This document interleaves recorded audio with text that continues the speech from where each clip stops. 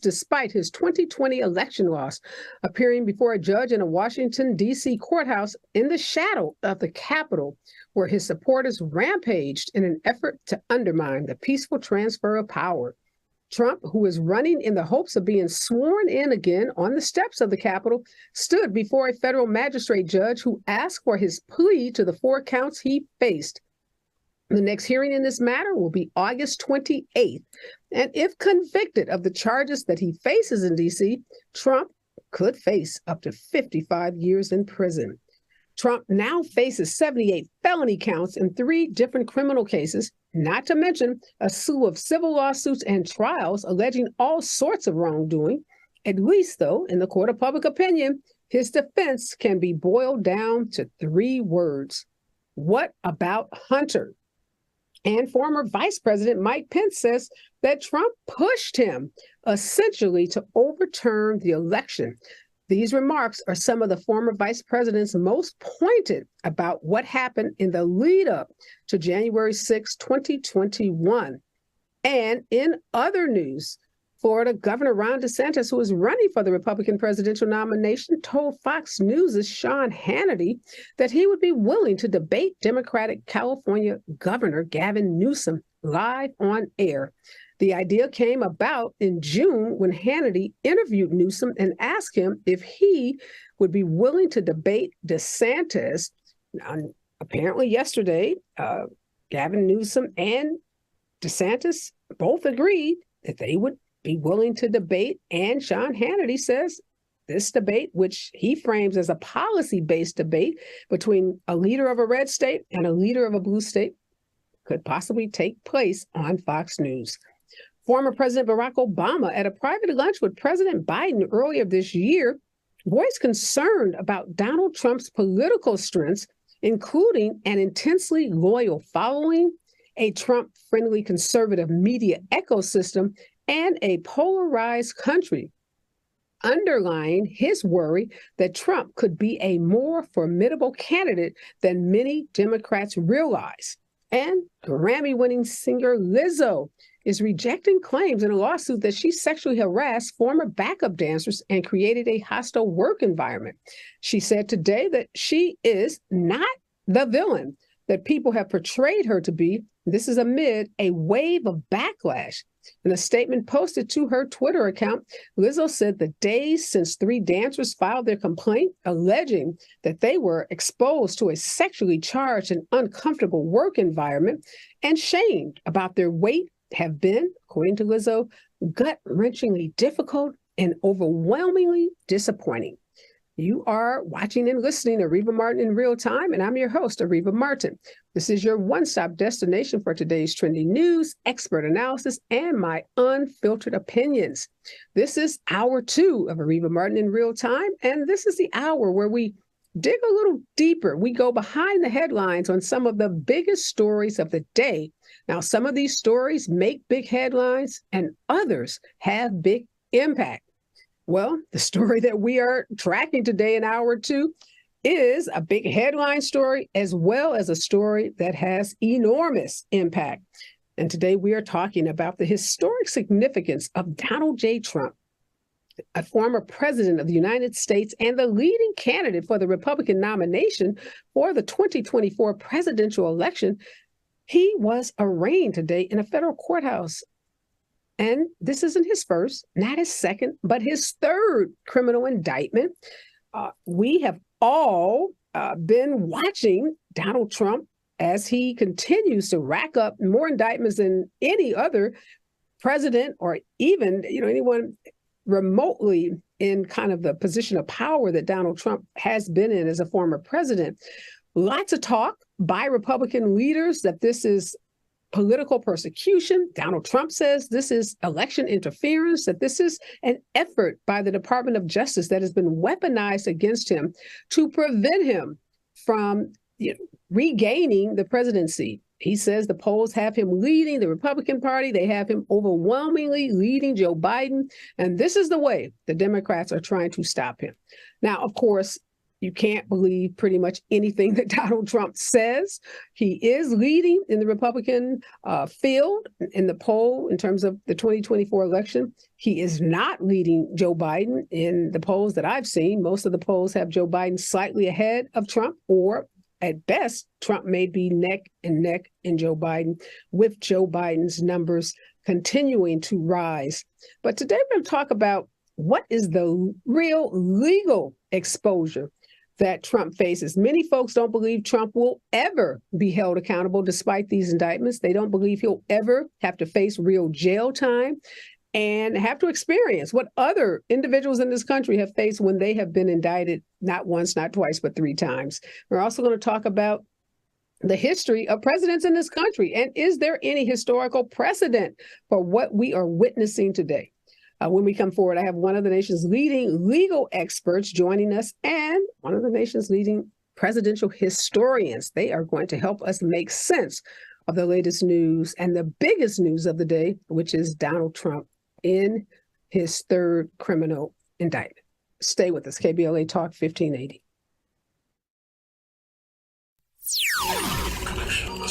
Access granted. In a survey conducted by the public opinion research firm Eviderus, KBLA Talk 1580 consistently emerged as the station of choice for Black audiences in the Los Angeles media market and beyond. The survey also revealed that the vast majority of Black audiences are concerned about the lack of Black-owned media and are more likely to listen to talk radio that focuses on issues that impact the Black community. For some reason, the other talk stations haven't quite figured that out. If you think about KFI, well, KFI only has like a 3% Black listenership. 3%. So there's a good 97% out there to support a station like KBLA.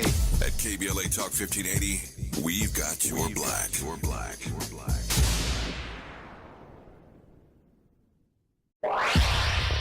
Follow the leader. KBLA Talk 1580. Follow the leader. Be sure to follow us on Instagram at KBLA 1580. Follow the leader. Are you ready? The station leading the way with exclusive interviews, Follow the leader. stimulating conversation, and intellectual discourse that empowers, enlightens, and informs. Follow the leader. Follow the leader at KBLA 1580. We've got a lot to talk about. Keep following the leader. Follow the leader. Follow the leader. Follow the leader. Follow the leader. Follow the leader. Gotta stay fresh, my house shot with a rest spot.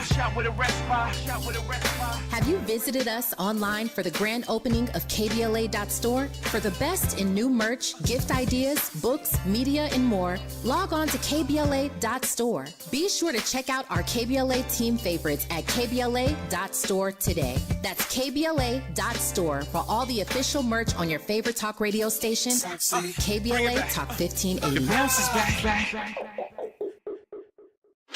Here comes the brand new flavor in your head. Race, social justice, sports, politics, art, music, culture. We do it all on the D.L. Hughley Afternoon Show. If you're not tuning in, then you are definitely missing out. It's the D.L. Hughley Afternoon Show, weekdays from 2 to 4 only on unapologetically progressive KBLA Talk 1580. Like a brand new flavor in your head. Yeah.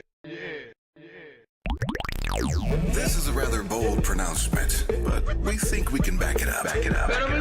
If you come across a radio frequency anywhere putting more variety and more diversity on the air than KBLA Talk 1580, we sure would like to hear about your discovery. You got to have vision. You can search, but we are confident that you won't find more shows covering more topics, hosted by a more diverse and inclusive lineup of talkers than the squad we have assembled here at KBLA Talk 1580. This is the time, brothers. This is the time. We've got something for everybody. That's right. Health and healing, history and humor, issues and events, empowerment and entertainment, all in one station. What's really going on? Free enterprise, you dig? KBLA Talk 1580. Yes. Oh yeah.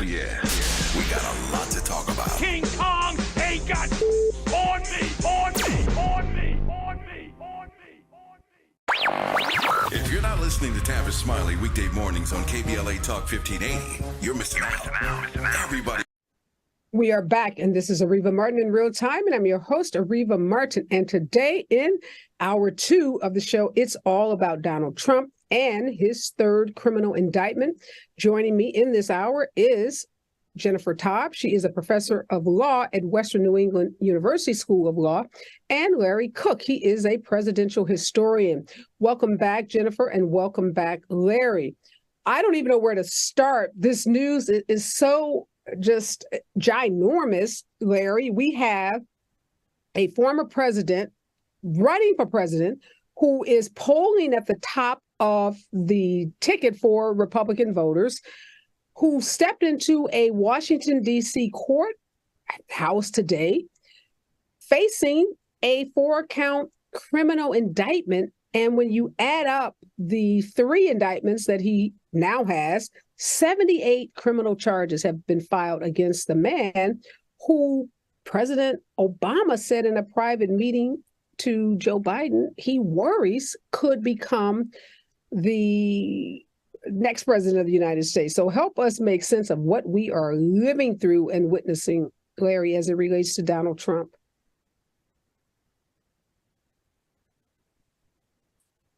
All right, I think you're muted, Larry. It is unprecedented, of course, that this happened today. It's as you mentioned, with all the felony charges, it's mind-boggling. I did want to point out from a historical aspect, the country was in turmoil about the same time in 1974. It was August 8th that Richard Nixon announced his resignation. So we're 49 years later, and we're kind of feeling probably somewhat the same as we did 49 years ago. But yeah, this is certainly unprecedented.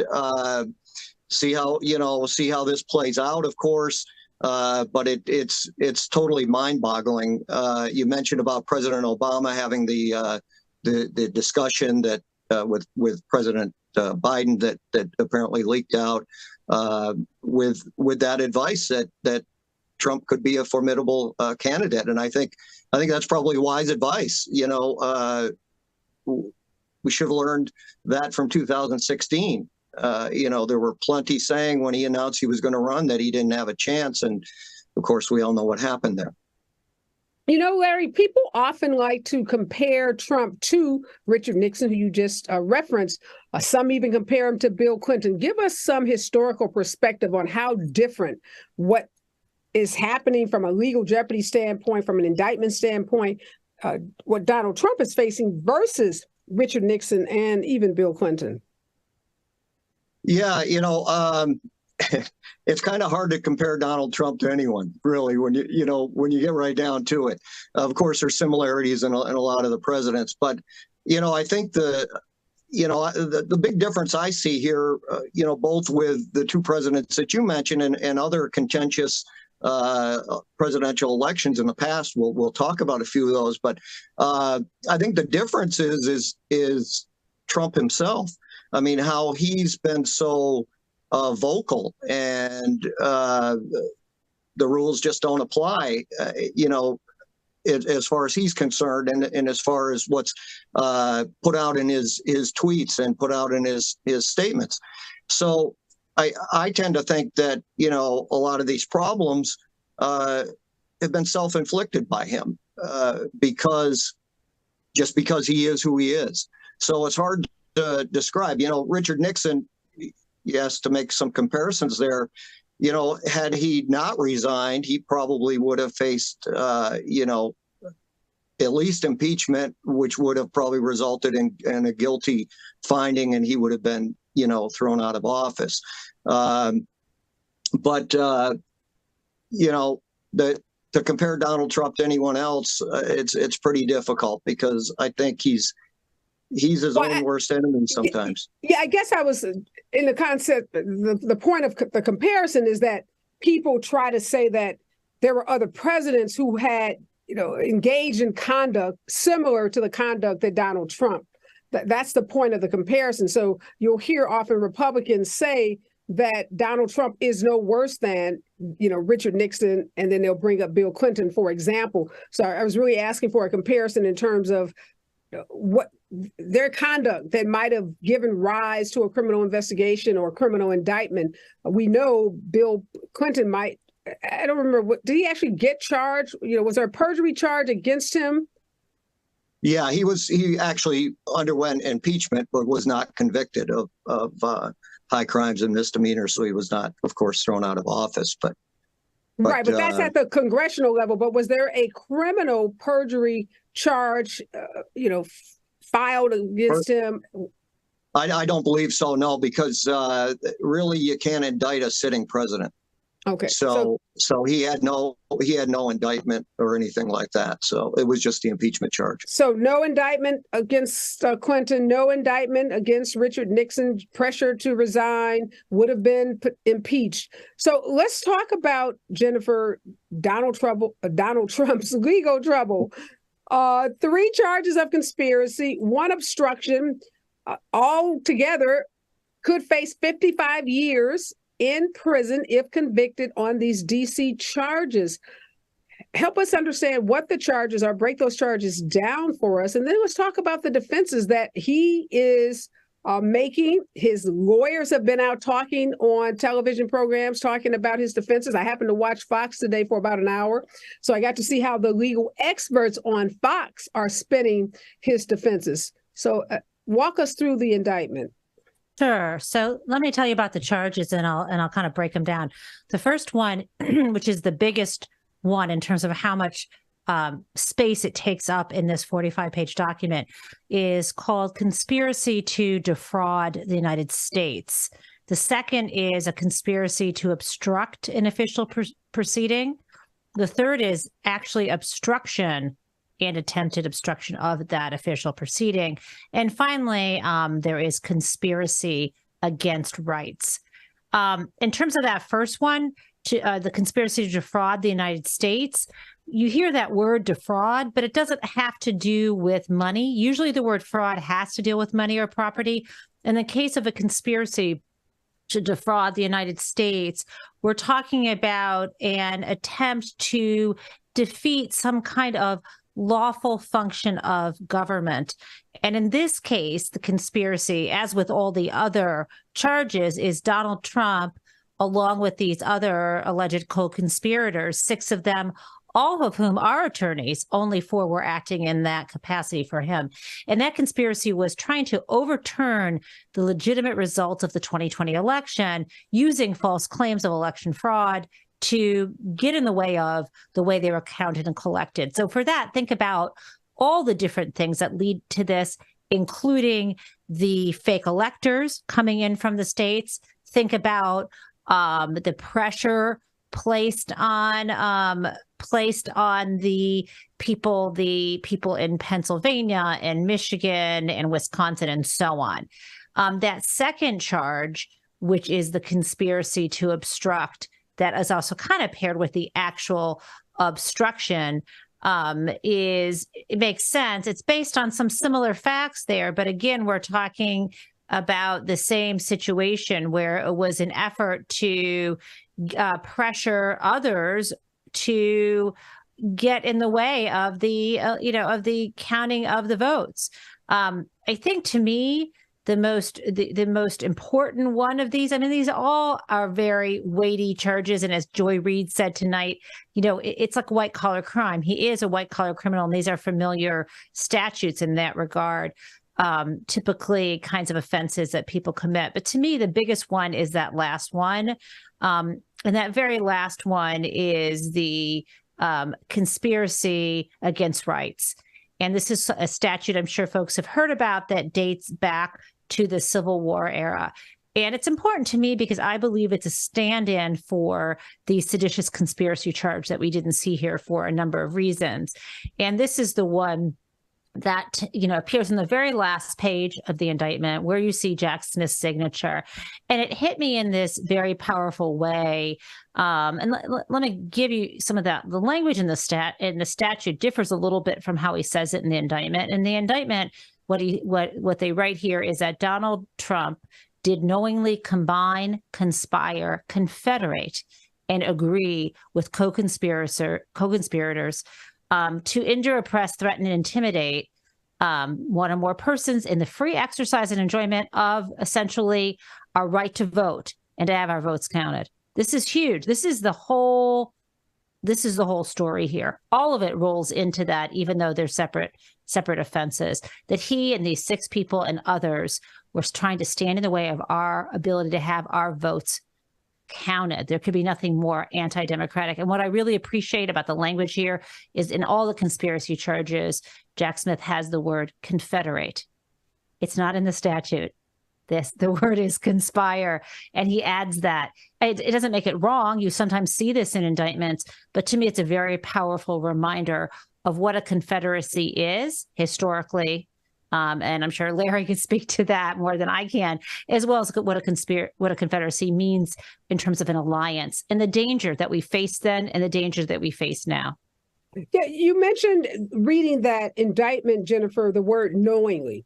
So one of the defenses that we're starting to hear from Trump and his team is that he didn't knowingly try to interrupt the peaceful transfer of power, subvert the counting of votes. The argument we're hearing from his team is that he legitimately believed that there was fraud, that there were irregularities. And so much so because he had this brilliant, quotes from some of these Republican experts, not me, brilliant legal memo from John Eastman that told him that there was fraud and that he was exercising his First Amendment rights by calling out the fraud, calling out the voter irregularities, and then pursuing efforts, i.e., filing lawsuits in the various states, Michigan, Indiana, we saw those lawsuits, and calling election officials in these states saying, well, hey, I hear there's some, fraud going on with your voting machines, or there were votes that were taken in suitcases in the middle of the night. So their defense is First Amendment rights to call something a lie or to use whatever language he chooses. And then secondly, that the prosecution won't be able to prove that he didn't believe the lie because he was relying on this memo from counsel. What do you make of those defenses? Look, everyone's entitled to a defense. And if that's the best defense he has, good luck.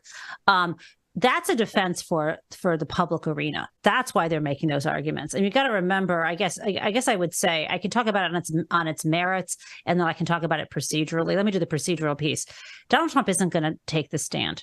But if he did, he would not stand up against cross-examination, as they say, so you believe this? And they're going to go through every single person who said to him that's not accurate. Also, I think in terms of now substance, there was something new in this indictment that I don't think I'd seen before. And obviously it came from Mike Pence, because Mike Pence had not cooperated with the January 6th committee. And I think you probably know what I'm about to say. But when one of the many, many times when Donald Trump tried to pressure Mike Pence to try to use power he did not have to throw away or to replace the electoral votes, he said, "You're too honest." I mean, and there are other facts here, but if you actually believe what you were doing was lawful, a lawful method for ignoring the will of the people and throwing it to the House where there would be one vote per state. If you really believe that, then why would you say to Mike Pence, you are too honest? So, I think Mike Pence will be taking the stand. So it's going to be up to a jury. And, it's rare that a defendant says, yeah, I knowingly committed that crime. That's always a defense. Now let's talk about the other piece of it. I think it's really important, which is the First Amendment. This indictment is so well written that it even addresses freedom of speech. It starts out and says, look, everyone is, there's no crime for lying, in public. And it kind of goes through, and says these things. But then it says, the point that he's using unlawful means to discount our legitimate votes and subvert the election results, that's when there's a problem. So, the idea that he, after all these credible sources are telling him, no, there were, dead people didn't vote. No, there weren't there weren't votes that were ignored in Pennsylvania. And he asked for those, for example, and he repeated these statements even after he was told that's not true. Those 11,700 votes he said to find in Pennsylvania, which were to the Secretary of State, which were exactly the number he would have needed to have enough to get those to flip Pennsylvania in his direction in terms of electoral votes. I don't think, how is he going to hold up on the stand on that? Is he going to say? I'm in agreement with you that. But even if he believed even if he believed that he had won, To ask someone to invent votes in the exact amount would be a crime in of itself. So there are places where logically it's not going to hold up in court. He's not trying to win in court. He's trying to delay, and he's trying so he can throw this case out when he becomes president, if he becomes president. And he's trying to, have the public believe him. But yeah, if that's his best defense, good luck. Yeah. Obviously, this case is playing itself out in the court of public opinion, as well as there is going to be a court case that happens in that D.C. district. I think it's going to happen. I hope so. In January, I hope so. Yeah, you have to believe that Donald Trump is going to be able to, one, delay the trial past the 2024 election, past the time period in which he is sworn in. Well, first of all, he's got to win. And let's not forget, he lost the last election. He did win in 2016, but he did lose in 2020. And then in 2022, he obviously did not help the Republican Party in those primaries in the way that it was expected that he would. So right now, everything suggests that Donald Trump will not win. But, something, and assuming he doesn't, he will be in a courtroom and will have to face those allegations. And when we come forward, I want to talk about, Larry, not just Donald Trump, who will be in a courtroom, but Mike Pence. So a former vice president. You may have former cabinet members that have to testify, former members of the Department of Justice. So it's not just the Donald Trump show. This is the entire administration of Donald Trump that may have to appear, be subpoenaed, answer questions during a public trial. Have we ever faced anything like this in the history of the United States? When we come forward, more on the historic day today, and that is Donald Trump facing yet his third indictment, federal indictment. Stay with us, KBLA Talk 1580. Access granted. In a survey conducted by the public opinion research firm Eviderus, KBLA Talk 1580 consistently emerged as the station of choice for Black audiences in the Los Angeles media market and beyond. The survey also revealed that the vast majority of Black audiences are concerned about the lack of Black-owned media and are more likely to listen to talk radio that focuses on issues that impact the Black community. For some reason, the other talk stations haven't quite figured that out. If you think about KFI, well, KFI only has like a 3% Black listenership. 3%. So there's a good 97% out there to support a station like KBLA. At KBLA Talk 1580, we've got your Black. Your Black. Your Black.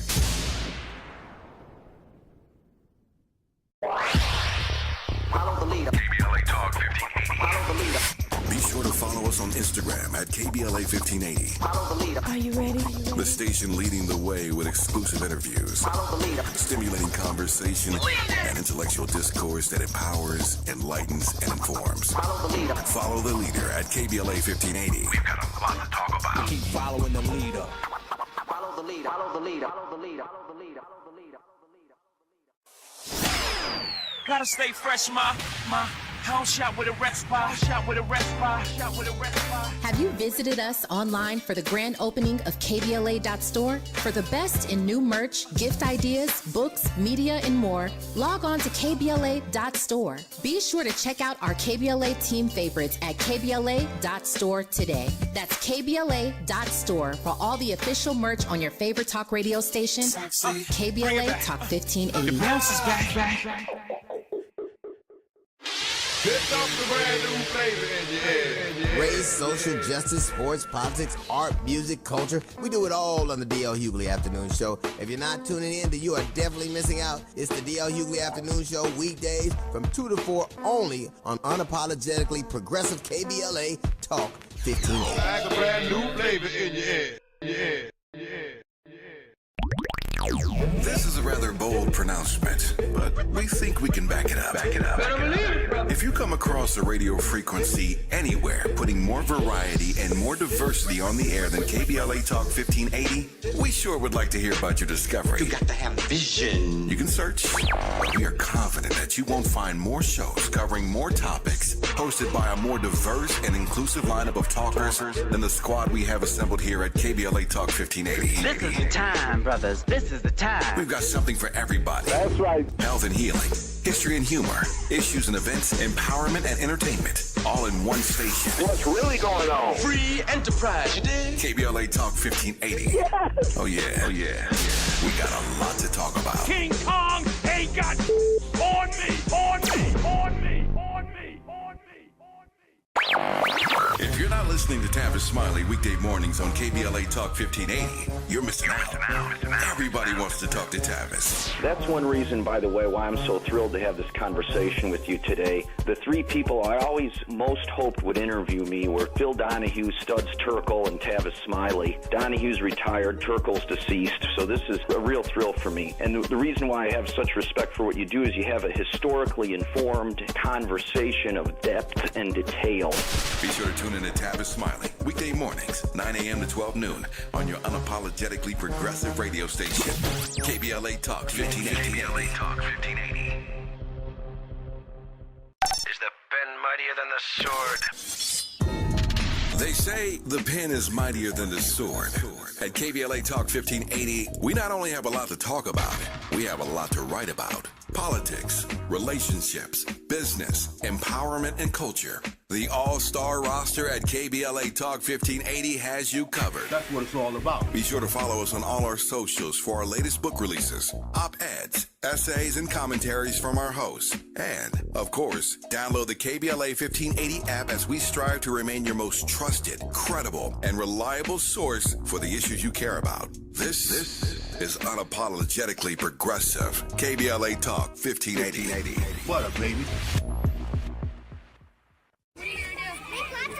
Tell me I'm the boy that girl. I'm young, gifted, and black. At KBLA Talk 1580, we do more than just talk. Hey there, I'm Jared Hill, president of the National Association of Black Journalists of Los Angeles, and I just want to say thank you for the benevolent $10,000 donation and scholarships for the next generation of black journalists. And I'm Haywood Galbraith, photojournalist and founder of the Minority Photojournalism Institute. Thanks, KBLA, for your generous $10,000 scholarship gift to help us train the next generation of black photojournalists. Congratulations to all the students who will benefit from the scholarship dollars raised at our Black History Month luncheon, honoring black legends in LA media. When we come forward at KBLA Talk 1580, we're bringing everybody with us. Everybody with us. Everybody with us. Everybody with us. Access granted. In a survey conducted by the public opinion research firm Eviderus, KBLA Talk 1580 consistently emerged as the station of choice for black audiences in the Los Angeles media market and beyond. The survey also revealed that the vast majority of black audiences are concerned about the lack of black-owned media and are more likely to listen to talk radio that focuses on issues that impact the black community. For some reason, the other talk stations haven't quite figured that out. If you think about KFI, well, KFI only has like a 3% black listenership. 3%. So there's a good 97% out there to support a station like KBLA. At KBLA Talk 1580, we've got your... We are back, and in this hour, we are breaking down both the legal and the historical significance of the third indictment, criminal indictment of former President Donald Trump. Joining me is Larry Cook. He is a presidential historian, and Jennifer Taub. She is a law professor and legal expert. So, Larry, Jennifer talked about those 6 unnamed co-conspirators that are listed in that indictment. We now have been able to piece together who those co-conspirators are. Jennifer said all of them are lawyers, although all of them were not acting in that capacity. We know Rudy Giuliani is one of them. John Eastman is one of them. Sidney Powell. Others who have become kind of household names because of their association with the efforts to subvert the legitimate transfer of power that happened after the election in 2020. But again, from a historical standpoint, we may not only see Donald Trump in a courtroom having to, even if he doesn't take the stand to defend himself, but having to sit through a criminal trial, but there's likely to be individuals like his former VP, some of his White House advisors, Mark Meadows, who was chief of staff. So again, have we ever seen anything where not only the president is ensnarled in criminal charges or faces criminal jeopardy, but now extended members of his cabinet and his inner circle. Yeah, certainly everything about this is unprecedented, just in the fact that there's not been a former president indicted. So you're absolutely right. You're going to see, if this goes to trial, you're going to see Mike Pence, former vice president, and to make it even more unprecedented, he's also a presidential candidate. So that adds one more thing to the mix. But I think, in my opinion, I was thinking about this today, and not only with all the former staff members and that could be called in, but I think Mike Pence may be the most incriminating witness against him for all the things that we've heard in the news. And I mean, he was right there. Of course, Trump was, degrading him and putting out things about him. So he was right there on the front line, so to speak. And I think that he would be a very credible witness. Whether or not you like Mike Pence's politics, he seems to be a credible person. And I think he would make a strong witness against President Trump if this went to trial. But then, of course, as you mentioned, you're going to see others come in too that were either closely related in official capacity in the White House, which could be very incriminating, and then others that were on a less official capacity, I guess, but were there as some of these co-conspirators were. No, absolutely. Mike Pence, some say too little, too late. He obviously had an opportunity to testify before that January 6th committee, chose not to. The committee didn't, press the issue in terms of trying to compel him to testify. He wrote a book about what happened, and now he apparently is starting to speak out more about those tense days interacting with Trump leading up to January 6th. So, Jennifer, one big question folks have is, why are there 6 unnamed co-conspirators? Why aren't those individuals who were engaged in the conspiracy, why haven't they been charged? And do you expect that they will be charged?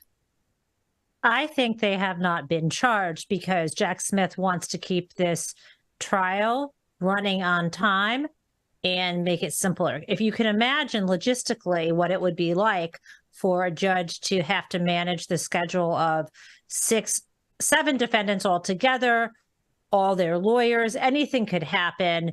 Very complicated, just even arranging, the conference calls or the schedule. So just keeping it one person, trying him first makes sense. I expect the other 6 will either be indicted or enter a plea. When you enter a plea, instead of an indictment, they call the document an information. It's the equivalent. It just means you've come involuntarily. That said, they may get some good deals in terms of the plea bargain, but given the level of involvement for many of them, I think any deal would still come with prison time for them. So, Jennifer, another critique I heard on Fox News today as I was doing my homework is that Jack Smith made a strategic mistake. And they say that mistake is filing the classified documents mishandling case in Florida first, thereby giving that case priority. And now it's going to be more difficult for them to come into the D.C. courtroom case and ask that judge to, put this case on a speedy trial calendar because now the Florida case has precedent. And so the Judge Chutkan in D.C. is going to have to defer to Judge Cannon in Florida, who has set a trial date of May. What do you make of that argument? It's interesting. It has no basis in fact or law that I know of. I mean, to me, what I have heard is that the most likely thing that would happen, the very first criminal trial that we see set up is the Manhattan DA. And he is willing, Alvin Bragg, is willing to set aside that date. That case could be moved aside. And so therefore, January or February, this could just slide right in. This is a very different case in terms of discovery than the document case, because the document case involves having to use SCIFs. The problem of the classification level of the people who need to look at these documents, all this stuff would create delays. And so it would be a lot easier to have this case go forward. I think the judge could, I don't think you need permission of another federal judge. They're autonomous individuals. I'm sure Cannon would be cooperative, and if she were not, I think Judge Chutkan could do what she wants. So, Larry, there is the prospect that Donald Trump, starting in October, really, we can go all the way back to 2023. There is a big trial, a civil trial that will happen in Manhattan that has been filed by the Attorney General for the state of New York, Tish James. That case is going to be on trial if it moves forward in October. And then, as Jennifer said, you have the March criminal case in Manhattan. And then I'm sorry, I had the date wrong. I was thinking of the E. Jean Carroll trial. Thank you. You're right, March. Yeah. Yeah, March. And then you have May for the mishandling of classified documents. All of this is happening in the heat of this presidential campaign. By March, May of next year, many of the Republican primaries would have already happened. There will be primaries. There will be debates that would have also occurred. What impact do you think it's going to have on the entire country to see a person like Donald Trump, who's polling at the top of the other candidates, but who has to be, like the theatrics that we saw today in Washington, D.C.? I mean, there was a whole lot of drama just getting him in there for that 20-minute court appearance, which he could have made by Zoom, and he chose to fly there to have the whole circus that we witnessed, that became breaking news of the day. Sure. And as we were talking about earlier, that's Donald Trump, and that's the way he's going to do it. He's going to do it like that. He has been, and he will from here on out. But with these October, March, May dates, it's certainly going to, impact the election process in some way. I'm concerned about it overshadowing the presidential election, more than anything, on both sides, and for the general public. As you mentioned before, we have we have two courts, the real court and then the court of public opinion, and of course that court of public opinion is weighing heavily in there now, and it's going to weigh in even heavier as we get closer. The only thing that would really change this as we get a little farther out is if Trump does not get the nomination on the Republican side, then that would change the whole ball game there, and it will certainly ramp things up if he does get the nomination. So you're looking at it both ways here, that it looks tough both ways and overshadowing that election. Yeah, when we come forward, Jennifer, I want to talk about another theory that was put forth on Fox today, and that was a theory that the legal standards in this case, the parties could ask the judge to make a legal ruling before there's any trial, because if the rulings are in favor of Trump, the whole case could be dismissed, because they've said that if he loses that trial, of course, is going up on appeal. Ron DeSantis says that Trump should be able to move the trial out of swampy D.C. and move it to his home state. So is there any precedent for a president getting what appears to be some kind of special treatment in the federal court simply because some of these actions took place when he was president? When we come forward, more on Donald Trump's third indictment right here on KBLA Talk 1580. Gotta stay fresh, my house shot with a rest bar, Have you visited us online for the grand opening of KBLA.store? For the best in new merch, gift ideas, books, media, and more, log on to KBLA.store. Be sure to check out our KBLA team favorites at KBLA.store today. That's KBLA.store for all the official merch on your favorite talk radio station, KBLA Talk 1580. Here comes the brand new flavor in your head. Race, social justice, sports, politics, art, music, culture. We do it all on the D.L. Hughley Afternoon Show. If you're not tuning in, then you are definitely missing out. It's the D.L. Hughley Afternoon Show, weekdays from 2 to 4 only on unapologetically progressive KBLA Talk 1580. Like a brand new flavor in your head.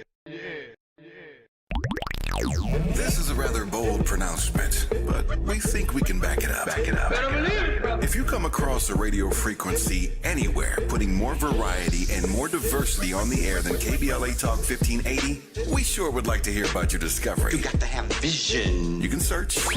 We are confident that you won't find more shows covering more topics, hosted by a more diverse and inclusive lineup of talkers than the squad we have assembled here at KBLA Talk 1580. This is the time, brothers. This is the time. We've got something for everybody. That's right. Health and healing, history and humor, issues and events, empowerment and entertainment, all in one station. What's really going on? Free enterprise, you dig? KBLA Talk 1580. Yes. Oh yeah, oh yeah. We got a lot to talk about. King Kong ain't got on me, on me, on me, on me, on me, on me. If you're not listening to Tavis Smiley weekday mornings on KBLA Talk 1580, you're missing out. Everybody wants to talk to Tavis. That's one reason, by the way, why I'm so thrilled to have this conversation with you today. The three people I always most hoped would interview me were Phil Donahue, Studs Terkel, and Tavis Smiley. Donahue's retired, Terkel's deceased, so this is a real thrill for me. And the reason why I have such respect for what you do is you have a historically informed conversation of depth and detail. Be sure to tune in to Tavis Smiley weekday mornings, 9 a.m. to 12 noon on your unapologetically progressive radio station, KBLA Talk 1580. KBLA Talk 1580. Is the pen mightier than the sword? They say the pen is mightier than the sword. At KBLA Talk 1580, we not only have a lot to talk about, we have a lot to write about. Politics, relationships, business, empowerment, and culture. The all-star roster at KBLA Talk 1580 has you covered. That's what it's all about. Be sure to follow us on all our socials for our latest book releases, op-eds, essays, and commentaries from our hosts. And, of course, download the KBLA 1580 app as we strive to remain your most trusted, credible, and reliable source for the issues you care about. This is unapologetically progressive. KBLA Talk 1580. What up, baby? Tell me I'm the boy that girl. I'm young, gifted, and black. Jennifer, we know before a trial takes place, before a jury is impaneled, and before the first witness testifies, there's going to be lots of pretrial motions. And one of the motions we can expect to see coming from the Trump team is a motion to change the venue, to move this trial out of D.C. because Trump today, as he was leaving or after he left the city, he stopped before he got on his private plane. Instead, as he was driving through the city, it was despicable. It was dirty. There was graffiti. And this is a swampy place that all of this has happened since he left. Joe Biden has allowed the city to become a dump, a slum is basically what he said. And Ron DeSantis says Donald Trump can't get a fair trial in D.C. because it's a swamp. It's swampy were his words, and that he should be allowed to transfer this case to his home state. Is there any federal statute or federal rule of civil procedure that allows you to say, I don't like an entire jurisdiction because it's quote unquote swampy, so I should get to have my case heard in my home state where people love me, is essentially what they're saying. Well, Ron DeSantis is so thirsty.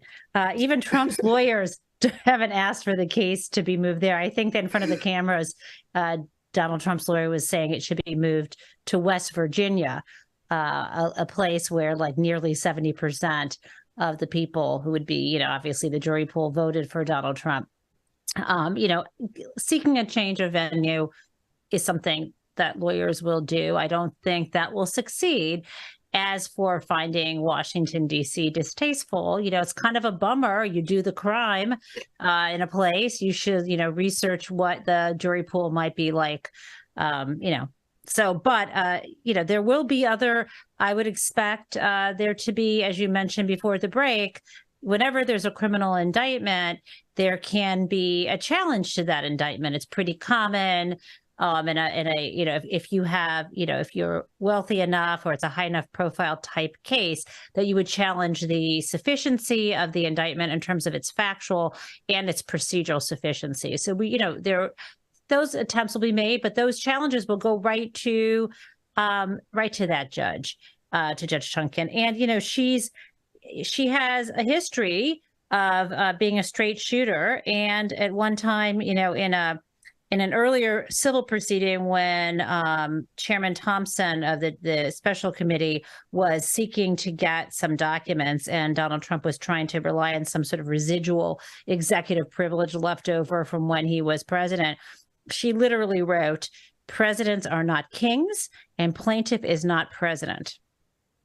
So there's that tells us a lot about Judge Chutkan, and she also has gained a reputation for giving out pretty harsh sentences, or harsher than some of the recommendations from the prosecutors with respect to those individuals who have been prosecuted for January 6th, the insurrectionists. So she is obviously a no-nonsense judge that does not suffer fools. So I like you, don't expect the change of venue motion to succeed, and I do not expect her to dismiss this indictment for lack of sufficiency, either on the facts or the law.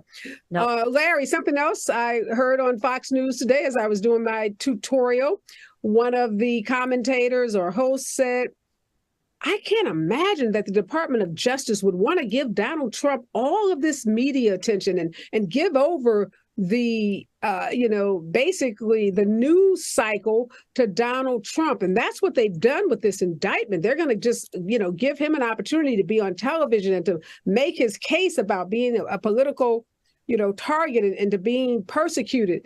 And they thought this was such a horrible idea that the Justice Department would do this. And oh my God, did they think about this? What would make of that argument? Clearly, this is going to be the Donald Trump news cycle. And maybe it would have been that way without these indictments. But how is this going to impact the other Republicans running for office? And you mentioned earlier, you're concerned about how it may overshadow the entire 24 election process. But this notion that the DOJ gave over the news cycle to Donald Trump, what do you make of that? Yeah, I don't really understand that, so to speak. I mean, it's the news cycle on all the networks. I was like you, I was watching all of them today, and it's certainly out there, and as is everything these days. So if I were one of the Republican candidates, I probably wouldn't like it too much, because it is taken away from your ability to get out there and say what you want to say, and every second of news media is valuable to a candidate, whether it's presidential, governor, whatever. So yeah, as I mentioned before, I'm concerned about this overshadowing it. Donald Trump tends to overshadow things anyway, as you mentioned, and this is going to make it even more. So yeah, as a candidate, I wouldn't care for it at this point, probably. And Jennifer, in the last couple of minutes we got to talk about Fani Willis in Fulton County, Georgia, who indicated the news cycle earlier in this week was that she's ready to go, and that she's put the chief judge of Fulton County on notice to not have in-person trials or hearings during the week of, I think it was August 7th through the 14th, beefing up security and doing other things to suggest that she's expecting not just one potential indictment, but perhaps many people as a part of her, expansive investigation. And we know she has a reputation for using the RICO statute. She's used it against teachers. She's used it against rap artists. So what are you expecting from Fani Willis? And then how does that factor into Donald Trump's very, very busy trial schedule? He's not a trial lawyer, but he has a busy trial schedule. Yeah, I mean, I see a busy schedule, and I see the dollar signs. I mean, a lot of lawyers, on the clock. Even if he seems like he has endless resources, it's got to bother him. How much money is going to go toward these efforts. In terms of that indictment, I really look forward to it, because we're not going to have unnamed co-conspirators. I mean, even though we're able to figure out who some of these folks are, I think we're going to have an indictment. And I think all of these people will have even more pressure on them. If someone like Giuliani is named, if there's overlap, I think you're going to see some of the unindicted co-conspirators from the other case try to move forward and cut their losses. So this could have, the pressure could suddenly really move in a way that we have not fully anticipated legally. I mean, I just think there's, Donald Trump may be an unusual person who's deeply damaged and never going to cave, but these other folks are human, and don't have limitless resources and can't fully trust him to win the presidency or pardon them in the future. So I think we're going to see a lot of movement in August and September and October, leading up to hopefully the first criminal trial coming in early 2024. I think there are going to be more witnesses against him.